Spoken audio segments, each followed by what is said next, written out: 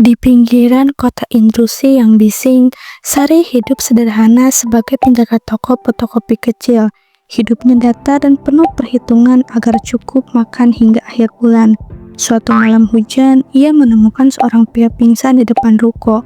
Tubuhnya penuh luka. Tanpa berpikir panjang, Sari menolongnya dan menghabiskan seluruh uangnya malam itu, Rp200.000 untuk obat dan makanan, tanpa tahu bahwa keputusan kecil itu akan menyeretnya ke pusaran kekuasaan.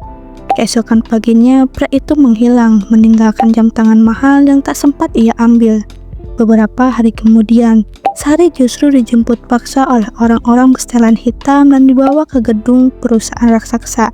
Di sana, pria itu muncul kembali dengan wajah dingin dan berwibawa. Namanya Arga, CEO muda yang selama ini menghilang dari publik karena konflik internal keluarga. Arga mengumumkan di depan dewan direksi bahwa Sari adalah istrinya. Pernyataan itu menghentikan rapat panas yang nyaris mencopotkannya dari jabatan. Sari terkejut dan ingin membantah, namun Arga berbisik bahwa jika ia menolak, ibunya akan diseret ke masalah hukum palsu yang sudah ia siapkan. Demi melindungi keluarganya, Sari terpaksa menerima peran yang tak pernah ia pilih. Berbeda dari pernikahan kontrak biasa, tidak ada perjanjian tertulis, tidak ada batas waktu jelas. Arga sengaja membiarkan semuanya ambigu agar lawan-lawannya ragu bergerak. Sari dipaksa belajar cepat, etika bisnis, bahasa tubuh elit, dan cara bertahan di ruangan penuh predator. Arga tidak bersikap kejam, tapi dingin dan penuh perhitungan, seolah setiap emosi adalah kelemahan. Perlahan Sari menyadari bahwa Arga sebenarnya terjebak. Perusahaan keluarganya dikendalikan oleh sistem lama yang korup, dan pernikahan mendadak itu adalah satu-satunya cara menghentikan kudeta internal. Malam Arga pingsan ternyata adalah malam percobaan pembunuhan yang disamarkan sebagai kecelakaan.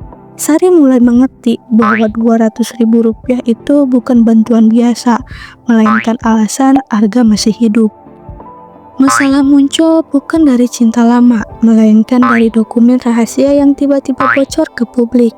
Dokumen itu menyiratkan bahwa Arga naik jabatan dengan cara ilegal. Dewan direksi terbelah, saham anjlok, dan Sari dicurigai sebagai mata-mata. Semua mata tertuju padanya, sementara Arga justru memilih diam, seolah membiarkannya menjadi umpan. Merasa dihianati, Sari mulai bergerak sendiri. Ia menyelidiki asal dokumen tersebut dan menemukan pola manipulasi keuangan yang dilakukan sejak generasi sebelumnya. Tanpa latar belakang bisnis, Sari menggunakan logika sederhana dan ketelitian hidup miskin untuk melihat celah yang luput dari para eksekutif.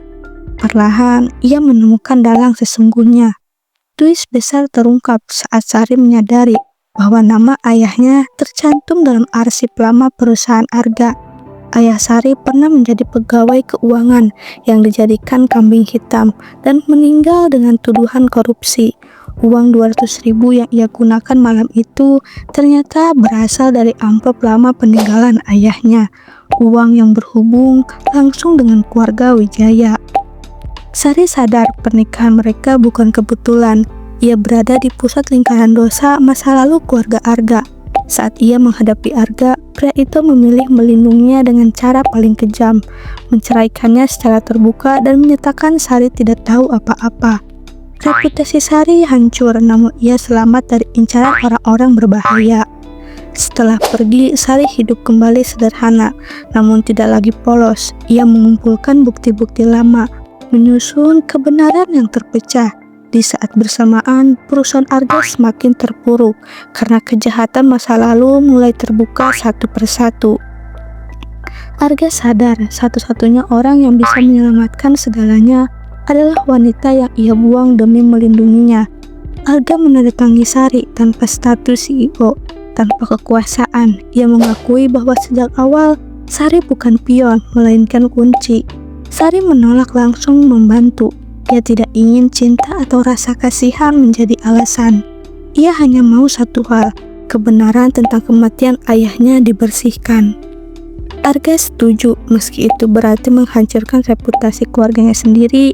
Bersama, mereka membuka skandal besar menguncang dunia bisnis. Dewan lama runtuh, aset disita, dan nama ayah Sari akhirnya dipulihkan. Untuk pertama kalinya, Sari menangis bukan karena takut, melainkan lega. Setelah semuanya berakhir, Arga menyerahkan jabatan sementara. Ia tidak mengejar Sari dengan janji atau kekayaan. Ia hanya datang membawa permintaan maaf dan kejujuran. Pernikahan mereka lahir dari manipulasi, tetapi perasaan yang tumbuh di tengah kekacauan itu nyata. Sari meminta waktu. Ia belajar hidup tanpa bayang-bayang kekuasaan, sementara Arga belajar hidup tanpa penuh kendali. Mereka bertemu kembali bukan sebagai CEO dan istri, melainkan dua orang yang sama-sama terluka oleh masa lalu. Ketika Sari akhirnya menerima Arga, ia menegaskan bahwa dirinya bukan wanita yang dia beli dengan 200.000. Arga menjawab bahwa justru uang itulah yang membuka matanya. Harga kecil yang menyelamatkan hidup dan menghancurkan kebohongan besar. Pernikahan kedua mereka berlangsung sederhana, jauh dari sorotan, tidak ada kontrak, tidak ada kepentingan, hanya kesepakatan untuk berjalan bersama, jujur dan tidak mengulang dosa generasi sebelumnya. Kisah 200.000 dapat suami CEO akhirnya dikenal sebagai cerita tentang pilihan dan keberanian, tentang bagaimana satu tindakan kecil bisa menguncang kekuasaan besar, dan bagaimana cinta sejati lahir bukan dari romansa romantik, melainkan dari kebenaran yang diperjuangkan bersama.